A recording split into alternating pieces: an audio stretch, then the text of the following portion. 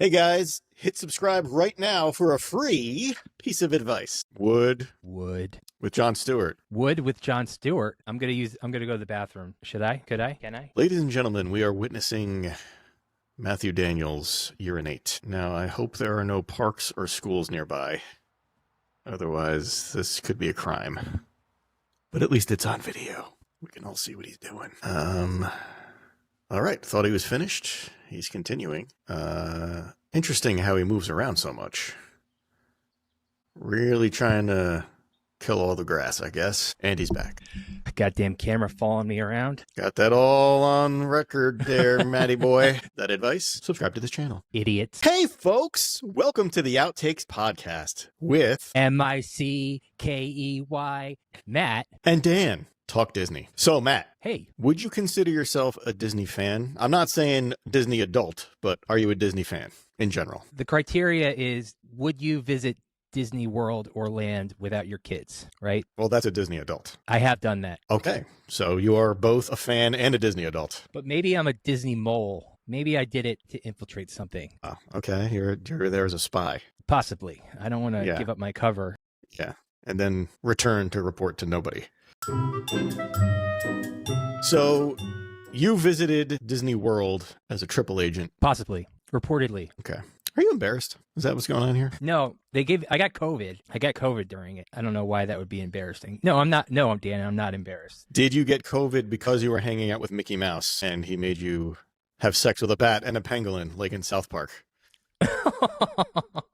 No, Mickey didn't do anything like that. I was going to the Haunted Mansion ride, and I was minding my own business, wearing my fanny pack with my now wife, and I don't know what it is about me, but Goofy came out of the corner and scared the living shit out of me. And Emma had it on tape. He just spooked me, and everybody laughed. And I have a Goofy voodoo doll now, put little needles in, because Goofy and I have had a really dynamic and interesting and tortured relationship I relate to Goofy a lot. Yeah, why does he harass me? He targeted me, and I don't get it. Yeah, I think it was the fanny pack. It was the fanny pack? Yeah, he turned the corner and said, oh, yeah, there's another Goof over there. But he didn't know that I had a knife on. I slashed his throat. And there was cotton all over the place, and I started eating the cotton, and I said, man, isn't this disgusting how dry it is? It's not even fleshy, kids. I think he gave me COVID. That's what I think he did. All right. Well, that was a long way to go for that. Listen, So, all right. I think it's hard for us to not at least be a little bit of a fan of Disney given our age, because we literally were kids when the Disney Renaissance was happening, right? Yeah. When would you say that started? The Little Mermaid. Yep. And then, Beauty and the Beast and Aladdin. That was all when we were kids, and we were like prime targets for that shit. And it was awesome. Yeah, Disney was like a child predator zoning in on us with a van. They were looking for ripe little kids to put in their van and show their beautifully made animated films and great treats. Okay, so we had the same ice cream man growing up, correct? Uh-huh. Do you remember the ice cream man? Yeah. He's the guy that sold ice cream, right? Yeah, did they come to your house? Yeah. Okay, I just wanted to make sure. We lived like 2 minutes from each other, so. Yeah. Well, I don't know if they wanted to go over that part. I know. I was literally just on the other side of the tracks. Dirt road. No, this is all for just jokes, folks. So this ice cream man, he had Mickey Mouse popsicles. And these popsicles, do you remember what colors? The popsicles? Yeah. I remember yellow and red. Oh, God. Well, I guess they saved the yellow ones for your side of the tracks. For my side of the tracks, yeah, probably. A couple of years ago for Christmas, Santa brought my kids a Mickey Mouse waffle iron. Yes. And one of my kids' favorite things was I would make them Mickey waffles, right? They don't look exactly like the ones in Disney World, but they're still a Mickey face, Yeah. And while they were eating, I'd be like, oh, you're biting off my ear, you monster. They loved it. You just ate my motherfucking. There's something about Mickey getting eaten they just love. You were asking about the Disney Renaissance. The Disney Renaissance, yes. When we were prime age for that as youngsters. So I remember one of the first movies that I did see in the theater was Fantasia, the re-release. Couldn't get through it. My mom, my sister, and I were running through the hallways, acting the fool. I remember, I came for Mickey, but I left for the elephants because it was like, this is not enough Mickey, and where's the talking? Give me some talking. Yeah, that's an odd one to start your Disney theater journey with. And then I saw The Little Mermaid, and that was the first time that, as a 5-year-old, it came out in 1989, that I was titillated. I saw Ariel in her red hair. There's something I'm feeling here that I don't understand. I loved Under the Sea. And then I remember just being so afraid of the old, the Trident guy, the Jesus figure. No, I wasn't afraid of him. He was great. What was his name? Trident, right? King Trident? King Trident. What was the name of the sea urchin? Ursula. Oh, yeah, Ursula. Ursula, what a... I mean, why can't they give Ursula some redeeming quality? She was just so scary. I'd never been so scared in my life. Yeah, I think that was the point. She was a villain. In today's day, they would give her some arc to understand why she became bad, right? Yeah. What was your first Disney movie memory, Danny? I think theater-wise, especially, it was The Little Mermaid. And then I do remember also when Beauty and the Beast was out, my parents took us out to Pizza Hut. When those still existed, they had a Disney toy deal going on with puppets. It was rubber stiff puppets of Cogsworth and Lumiere. And man, that was awesome. Get a personal pan pizza and a stiff rubber puppet that you can shove your hand up Cogsworth's ass. Yep. Put my hand up your ass and work me like a puppet. Samuel L. Jackson.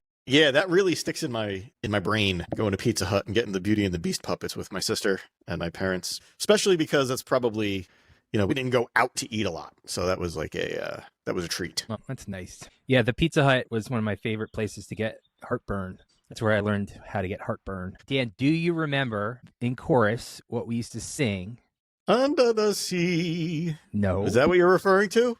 Because I remember singing that in 3rd grade chorus. And I thought it was so cool that our chorus teacher chose that song. What about Kentucky Fried Chicken and a Pizza Hut? McDonald's, Kentucky Fried Chicken and a Pizza Hut. Yes, I remember that one too. Our chorus teacher was like, my brother is a general manager at a Pizza Hut, and he just loves this song. They're teaching us to be corporate shills. They were teaching us capitalism for sure. And thank you. This is why I have liver disease, and this is why I have heartburn. But I did love McDonald's, Kentucky Fried Chicken, and Pizza Hut when I was a kid, Yeah. Oh, yeah. Yeah, do you remember the time when Disney decided they're not going to do Happy Meal toys for McDonald's because McDonald's was too unhealthy? And then the only place you could get a kids' meal toy from Disney was Subway? No. For several years it was like that. Did Jared make sure that he put his stamp of approval on this? Yes. All the toys, you take them out of the Subway bag. They were a little sticky, but... Jared's like, don't worry, guys. I got this, okay? I'm going to head up this initiative. I got all these kids. It's going to be terrific. Wait, my turkey sandwich had mustard, not mayonnaise. What's this? That's the weirdest promotional campaign. When he got busted for what he got busted for... Right. Part of me was just like, this guy's just a company man. They always said, eat fresh. How do you get so dirty? How do you know how to get so dirty with your jokes, Dan? It comes way too naturally to me. I don't know.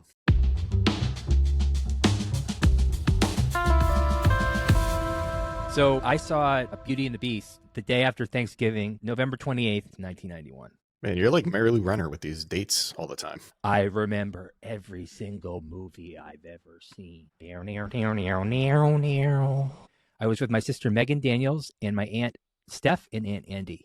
My mom was pregnant with triplet sisters, and she was about to pop. She was 8 months pregnant. She said, get my 2 kids out of the house. I don't want to see them.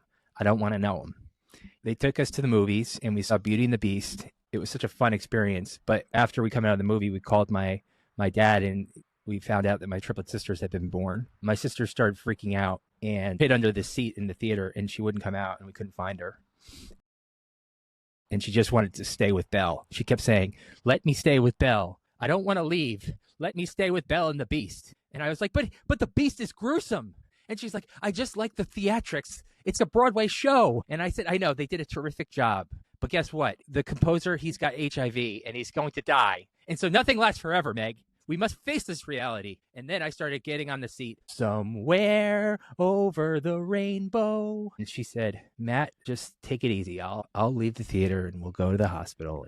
And then my mom had a litter. You're a very good brother. I helped her because Disney helped me by watching Beauty and the Beast and having that rousing Be Our Guest and Lampalier and what was the guy's name? Lumiere. I like Lamplier better. Yeah. So what would you say is your favorite Disney Renaissance film from the 90s? I don't know if you feel the same way, Mm-hmm. but they were pumping out hit after hit after hit, and they peaked. Where'd they peak, Matt? I mean, I think The Lion King. Bingo. Yep. Yep. Peaked at The Lion King, huge smash hit. It was awesome. Yep. It was. But after that, it just wasn't quite the same. The Renaissance period was fading away. A quick hitter, okay? It goes Little Mermaid, Beauty and the Beast, Aladdin, Lion King, Pocahontas. Hercules was 97. Emperor's New Groove was 99, Mm-hmm. right? So what am I missing here? Was it Tarzan? Tarzan, right. So Tarzan Yeah. was, oh, no. Tarzan was 2000. Oh, that sounds more accurate, yeah. Yeah. Hercules, by the way, I loved it. Great movie. But I don't know this for sure because I'm not looking at anything, but I just don't feel like it was doing the numbers, you know? Oh, no, it didn't do the numbers. Yeah. It wasn't doing the numbers. Here's what happened. There was, and I'm not going to look it up. So The Lion King had a little bit of backlash. It was so good and it got so big. There were some critics saying cultural appropriation. Jonathan Taylor Thomas was in Matthew Broderick or Simba. I mean, not the best. I would say those guys are pretty white. Yeah, but I mean, so what? I mean, I know it's set in Africa. Yeah. Also, they're animals. It's an African story. Of course they're animals, but I mean, no, I get it. I don't not understand what people were saying, but it's a cartoon lion. Do you really care that much? well, I don't know. I don't know if I care. I'm not sure. I think I do. That's why I think that's where a lot of people kind of come out in these arguments. Do you think they had James Earl Jones in there for the same reason George Lucas did? I'm not sure. Did they? So George Lucas said that before he released Star Wars, he hired James Earl Jones to do the voice of Darth Vader because he realized that he had no black people in the movie. That's when he realized it. Yeah, he was like, shit, I don't have any black people in this movie. Hey, let's change the voice of one of the characters. How about the guy that's wearing black? Because I'm thinking about it. James Earl Jones was Mufasa. Awesome. Mufasa. But you're right. Jonathan Taylor Thomas and Matthew Broderick and Nathan Lane, and not a lot of black representation in the cast. The Ellison book, The Invisible Man, is really about African American people being erased. White people just wanting black people to be in the background. You can serve us, but don't look us in the eye. And so it's kind of having an African parable where you have only two characters. I mean, I guess three. You got Whoopi, you got Rafiki, and Whoopi, yeah, Rafiki, yeah. You know, we're naming actors, and then we go to Rafiki, and we're like, Rafiki. we should get his name. He was played by. He refused to name the actor's name. Yeah, it was John Connie. Are we sure? No, Dan. It was Robert Goulamé. Are you sure? Yes. He's a very well-known character actor. Okay, and we should know his name. All right, because he was great. He was great. Oh, you know what else was messed up, Dan? Let's get back on topic here. You know what else was messed up? What?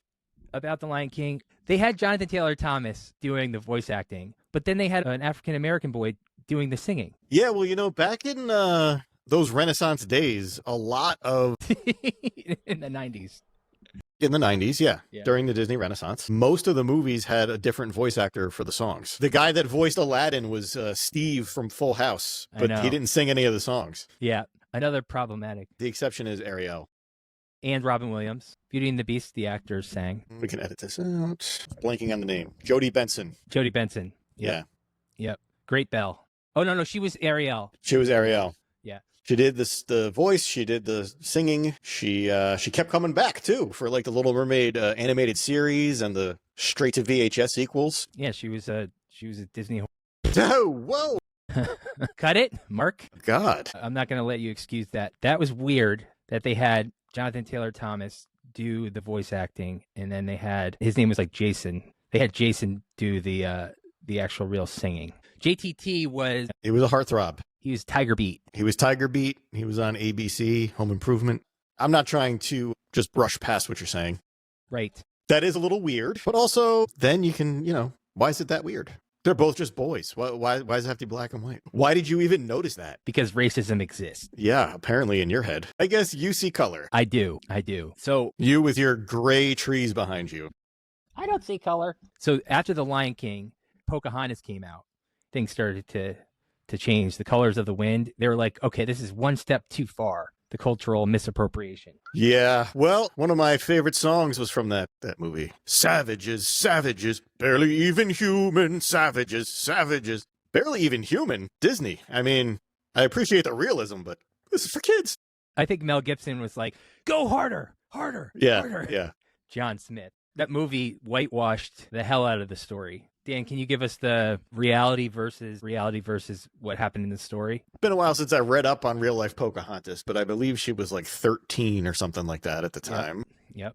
She was 13.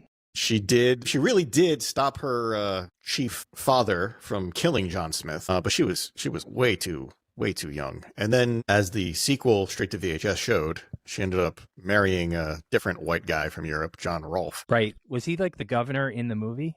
Was he the one that was doing Okay. She was looked at as a traitor to her people because she ended up going back to Europe and she contracted smallpox and she died. Yeah, she did. Yeah, she moved to Europe, started wearing corsets and shit. Yep.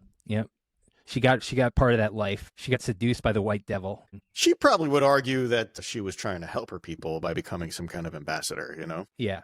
And let's give her that. Let's not take that away from her, right? I'd like to give her the benefit of the doubt. I'll give it to her too. One of my first interactions I had with my now wife was my sister's. You can just say my wife. This is like the second or third time you've said now wife. But I like to say it like Bolat, my wife. Just to be clear, she wasn't always my wife. I want to make this especially clear because she was at this time 3 and I was like 13. And my first interaction that Mark, you know what to do. Okay. She was at my sister's birthday party. Yeah. And you changed her diaper. And they had a fake Pocahontas there. She was just dressed in a really terrible black wig. Pocahontas from Party City showed up. Yes, Pocahontas from Party City showed up. Can't we do better than this? And let me guess, the woman portraying Pocahontas at this party was not even Native American, was she? Nope. See, there we go again. Disney just won't give up. She was a quarter Irish and a little German? No. She was French Canadian. Yeah, she was French Canadian. Anyway, you're right. Pocahontas, and then Mulan was like, okay, not very popular. Oh, yeah, that was 98. I'm sorry. That was 98. Mulan. Yeah. Another strange movie. They didn't really hit their stride again until Pixar, which they didn't own at first, right? When Toy Story came out, it was a partnership. Disney was the distributor, and that was in 95. It didn't really count as a Disney release. Well, branding-wise, did you see it as a Disney release? I did. I didn't. Really? Well, yeah, I knew that Pixar was Pixar, and it wasn't actually a Disney movie. I don't know why I knew that. I thought whenever I saw the Disney magical logo happen. When you see the castle? When you see the castle, you're like, okay. For some reason, I knew that when I saw the little desk lamp hopping over and crushing the eye in Pixar, I was like, all right, this isn't like a pure Disney release. This is this is watered down somehow. This is Pixar Studios that Disney's helping out. Right. It's just like a clubhouse. A Mickey Mouse Clubhouse? Yes. Pixar was pretty highly regarded as like a creative entity, and Disney bought them, and then Disney started making them make sequels, and then nobody cared about Pixar as much anymore. The Toy Story franchise, which really kicked it all off, still very popular. You know, Toy Story 4 did very well. They're about to make another one. I didn't like Toy Story 4. Well, that's fine, but a lot of people did, you know. Did you? I don't know. It was okay. I mean, I cried, but I cried everything. You did? I cried everything, dude. But Dan, they should have ended it with the trash compactor. That was so good. I 100% agree. Yeah. And now they're coming out with another one, and the only reason I'm going to watch it is because they cast one of my favorite guys, Conan O'Brien. He's going to play a character called Smarty Pants, which is an electronic device, and they're going to address the issue of kids getting addicted to electronics. Nice. Well, you skipped over a lot of Pixar history, Dan. Oh, sorry. I'm really mad at you for doing that. I'm sorry. But there's a lot of great Pixar classics, man. Toy Story is just one of them. Well, do you know that Pixar was started by John Lasseter, who was a Disney animator with Tim Burton in the early 80s during the downtimes. John Lasseter also loved his hugs a little too much. If you can see that there's a thread with some of these animators being a little bit strange. Don't you think it's a little strange that these animators make these beautiful women so bosomy? I don't see the connection. Okay. Well, I met a lot of these animators, and they have amazing talent. Jessica Rabbit. Yeah, Jessica Rabbit. That was actually not a Disney movie, right? Who Framed Roger Rabbit is still one of the best movies of our childhood. And not even just our childhood. It's just a great movie. It's just a great freaking movie. Richard Williams was the animation supervisor. He was the animation director, the animation god. Robert Zemeckis directed the live action part. So many different elements of filmmaking, noir, kind of mystery. You had the sexy Jessica Rabbit and then the daffy Roger Rabbit, a mixture of Goofy and Bugs Bunny. And they had the real Daffy, piano dueling Donald. That blew my mind because that was the Mets and the Yankees playing each other in baseball. Seeing Mickey and Bugs go together in the corporate synergy just tickled a young mind like no other. And I know that you watched the Chipmunks movie, correct? Mm-hmm. Did you? Yeah. You're talking about Alvin and the Chipmunks? Yeah. Yeah. No. I'm sorry. Not Alvin and the Chipmunks. No, not Alvin and the Chipmunks. Not Alvin and the Chipmunks. Okay, what are you talking about? Rescue Rangers. Rescue Rangers. Okay, I would have called it Rescue Rangers, not the Chipmunks movie. That's probably on me. Chippendale, Dan. I actually wanted to see that. I haven't seen it. But I was a big fan of the series. Yeah, I know. No! I'm very sorry to disappoint you. Get me out of this brain fog. Okay. Put it together, man. So you saw it. I did. First of all, it's made by the Lonely Island guys. I know. Yep. And it's a spiritual sequel to Who Framed Roger Rabbit. It's about Dale getting framed for murder. They use a real-life child star. He played Peter Pan in the original Peter Pan cartoon. Is it Bobby Driscoll? Yep, Bobby Driscoll. Thank you. He was a Disney star. Ooh, God bless you. He was in Treasure Island, and he was the real-life Peter Pan, boy who never grew up. And his voice changed, and Disney just kind of like swept him off to the side. Sad. He's like the big bad guy. He creates a Disney counterfeit operation where they make fake Disney movie, and Chip and Dale have to infiltrate it. And yeah, Driscoll is the tragic figure. So there's a lot of meat on that bone. I don't know why I have never seen it, just because I don't have time ever to watch stuff. But right, you keep saying that. Dale gets the surgery, and he's a 3D animated figure. I remember seeing that in the trailer. Yeah, and that's really funny. So there's a lot of meta stuff to it, but Who Framed Roger Rabbit was the original meta commentary. Oh, let's put these brands together and really tickle our audience. Mm-hmm. If Ariel was the first time that I felt my pants get stiff, Jessica Rabbit is the first time that I felt my pants get wet. That's disgusting.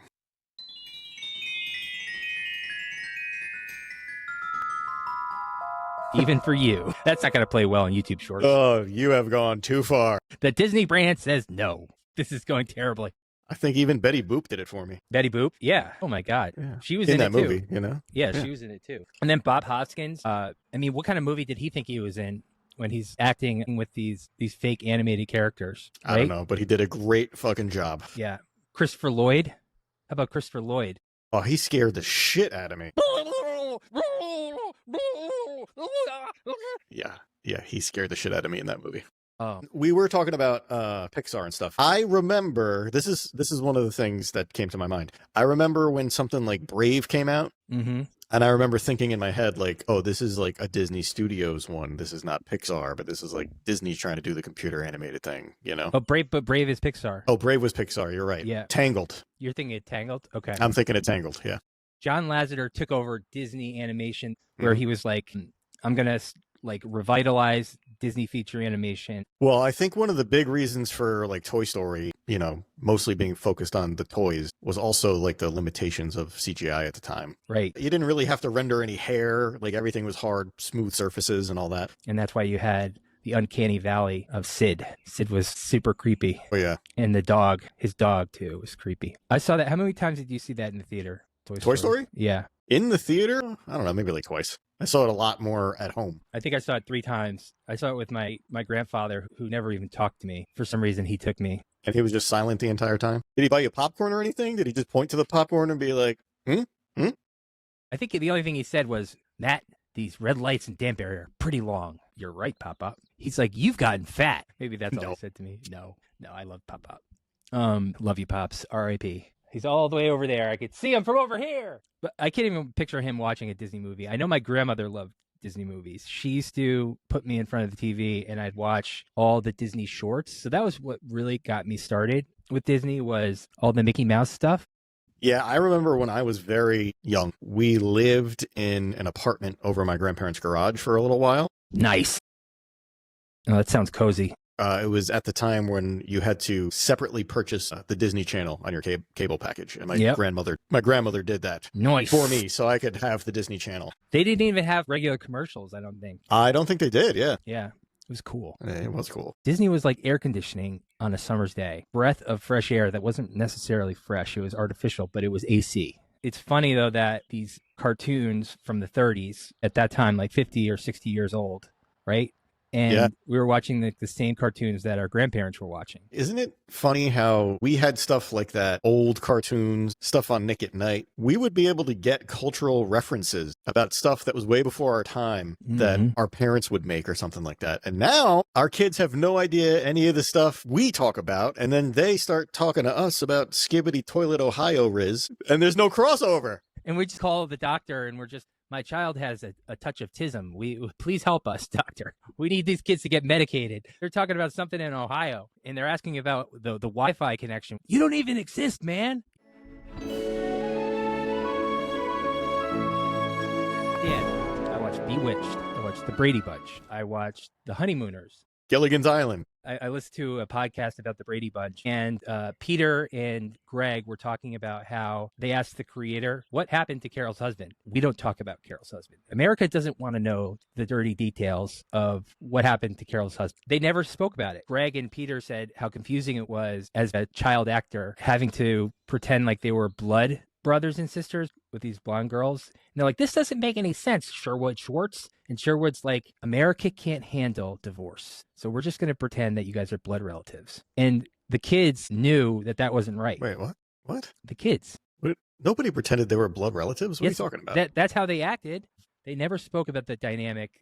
Have you ever heard the theme song to Brady Bunch? Yeah, but they didn't. Yeah, but they just talked about them coming together. They never. They acted like they were one nuclear family when they weren't. Peter and Greg said that was very confusing for them. Did they ever hear the theme song? It spells it out pretty clearly. God damn it. It's great that you push back on me because you're right. Listen, it got aggregated. All right, here we go. Christopher Knight took offense at how the Brady Bunch treated step-siblings like biological siblings, okay? Knight and his co-star Susan Olsen pointed out that the writers even forgot the kids weren't related at one point. The cast members noted that Carol and her three daughters, Marcia, Jan, and Cindy, all changed their last names to Brady, even though viewers never saw Mike actually adopt them on the episode. We don't even refer to ourselves as stepbrother, stepsister, or stepmom. He credited the show's creator, Sherwood Schwartz, with that decision. Olsen said that the writers eventually forgot that the siblings weren't siblings by blood.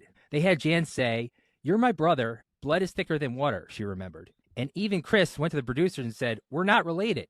But the producer said, "Nobody remembered that." And this is what Chris Knight saying, who played Peter. "I took offense to it. I thought that was part of the show that really failed us as kids. And I was just 12 years old, thinking at the time, they're not really my sisters. And I know growing up, I would have said, you're not really my sister." As a child actor, he found that confusing. And the Brady kids never used that tactic when they had fights. But now, looking back as an adult, it's all about getting along. So it was completely put aside. So a couple things come to my mind. Number one, he might have been a little slow because no matter what the script says, that's another child actor and it's not your sister. I don't know maybe that was confusing him. Yeah. And number two, being offended by it, I think maybe he just wanted to date his sister. Right. You know? Just like in the 90s. He's like, come on, she's not really my sister. And they're like, calm down, horn dog. He was a creep. He did the surreal life, and he was pretty creepy in the surreal life. Christopher Knight. Yeah. I think you're right, Dan. I agree with you. But we did want to brush aside sort of some uncomfortable truths about, I didn't really think about them. Oh, that happened all the time back then in television and movies and whatever. Absolutely. Kids have a sense about things like, we're not really related. And then the adult says, shut up, kid. Just go with it, and we'll keep it moving. It's like when they replaced Darren on Bewitched because the first guy went to jail for giving orphans cancer. Oh, yeah. When that happened, I mean... Do you remember that? Oh, yeah. Of course I remember that. He deserved to be gone, but we needed the show. Yeah, but they didn't talk about it. They didn't talk about it. Yeah. I agree with that decision. I know we kind of pivoted to old TV shows, but I remember seeing something about I Dream of Jeannie, how they would tell Barbara Eden she was not allowed to show her belly button. Right. Some weird censorship. I mean, she's wearing like this little genie outfit bikini top thing. As long as your pants are above your belly button, we're good with the censors. Take away the navel. And some people get freaked out by the belly button. Are you an innie or are you an outie? Maybe that person was an outie and they're just like, I hate my belly button so much. And so I don't want anybody to show their belly buttons because I'm so freaked out by it, because that's the tube. So that's the umbilical cord, right? Yeah. Yeah, you got to cut those off. That's a strange note to have. I'm going to watch this show, and guess what? No navel. Take that belly button off. In that website, Celebrity Navel Slips? Yes. Jon Stewart got body slammed by John Cena. He was so embarrassed, he felt like he had gotten electric shock treatment after he hit the floor. But what even worse was that his shirt wrote up, I'm like a beached whale over there. And he said he was so embarrassed. I didn't know he was so vain, Dan. Yeah, you know, all of us have our hang-ups about our own looks. Yeah. Yeah. John, you're doing fine. Okay? We love you. Keep doing what you're doing. Wood. Yeah. Wood? Wood. Wood. With Jon Stewart. Wood with Jon Stewart. You ever go online and see a picture of like some, you know, actress or singer, and then somebody posts wood because like they would do her? No. I'm just saying with Jon Stewart. Wood. Would. I would. He's a little too jelly for me, even though I have some hair gel right now. Now we're not going to be able to do pandas. Dan, we won't stop it. I'm going to go to the bathroom though. Should I? Could I? Can I? Ladies and gentlemen, we are witnessing Matthew Daniels. Now, I hope there are no parks or schools nearby. Otherwise, this could be a crime. But at least it's on video. We can all see what he's doing. All right, thought he was finished. He's continuing. Interesting how he moves around so much. Really trying to kill all the grass, I guess. And he's back. The goddamn camera following me around. Got that all on record there, Matty boy. Did you see how I kept having to move because a car would come? Was that why you kept moving? Yeah. I was just kind of, you know, I was wondering why you were moving so much, and I was hoping that there's not a park or a schoolyard very close by. I'm very aware of our algorithm. I'm not wanting to get a strike on YouTube, you know? Yeah, might have to have Mark cut that part out. Dan, do you want to know some fun facts about Disney? I do. Okay. Princesses can't even look at each other on merchandise. What? So Why? there's an internal Disney brand rule that princesses are often depicted as individual icons and not interacting. They're posed to maintain their own IP identity and avoid suggesting a shared universe unless explicitly licensed, e.g. Wreck-It Ralph 2. Hmm? Right? That's the first thing that came to my mind when you said that. Yep. Why? Tell us why, Dan. Why? Yeah. Why? Because all the princesses are together in like a sorority house, and I'm like, well, I'm pretty sure they could see each other there. Yep. Good job. All right. True or false? False. Donald Duck was once banned in Finland. Well, that's got to be true. Why would he be banned? I don't know, because he walks around with no pants. Yep. It is actually false. A Finnish politician suggested cutting Donald's comics to save money, and it's spiraled into an international tabloid legend. Disney World is its own government. Is that true or false? Yes.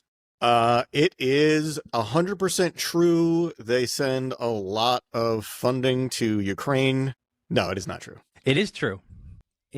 Basically until 2023 when DeSantis pushed back. Hey, DeSantis was like, that's enough. You're too gay.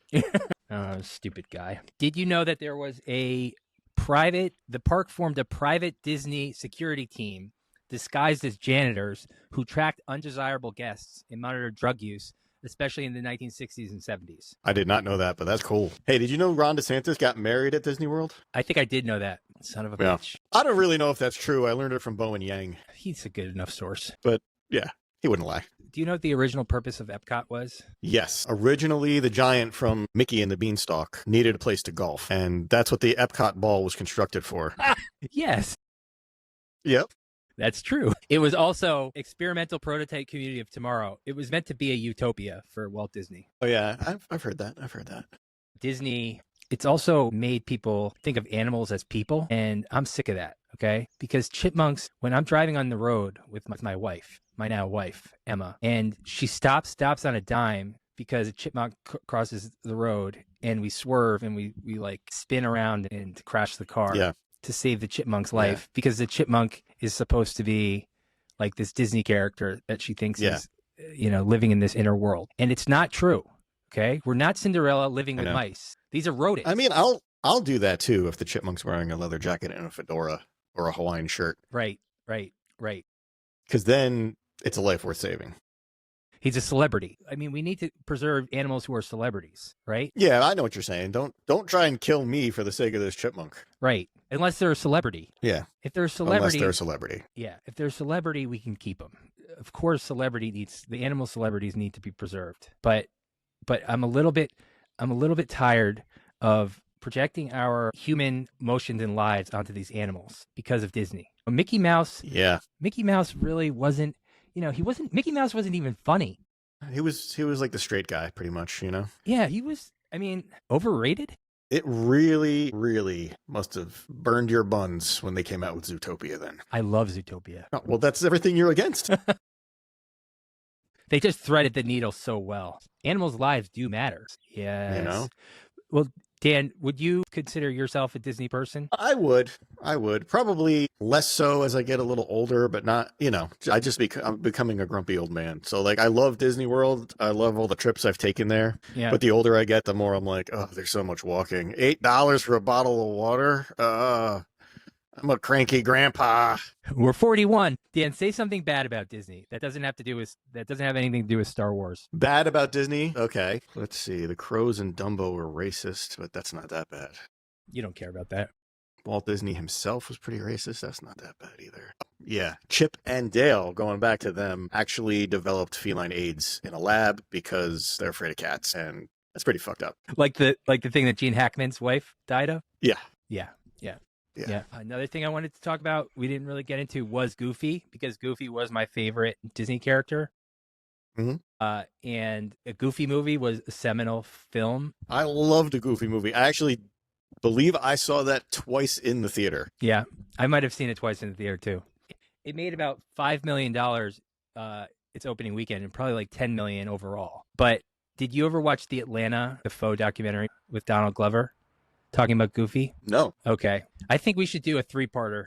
We should do Who Framed Roger Rabbit, and then we should do a Goofy. Should Goofy exist? Yes or no? Because there's a new Goofy documentary on Disney Plus, and then there's the Atlanta thing about a Goofy movie. Goofy was a racist caricature of a black man, but then a Goofy movie changed all that, and he took back the Goofy name. Yeah. I gotta watch that. Yeah.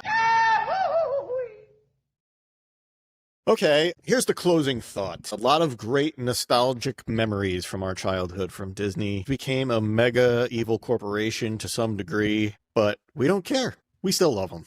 We'll still buy their shit. And every time I see a Mickey-shaped popsicle, my mouth will water. I concur. And Disney, you're an opiate. You're my heroin. I don't even see Disney as a personification of a person. When I see Disney, it is like my God. Okay. If you mess with it, I will suicide bomb you. I will go like the Dutch cartoon. If you try to rip Disney off, if you try to do anything to besmirch his good name, I will find you and I will take you out. I see 3 lenses here. And guess what? They look like Mickey Mouse ears.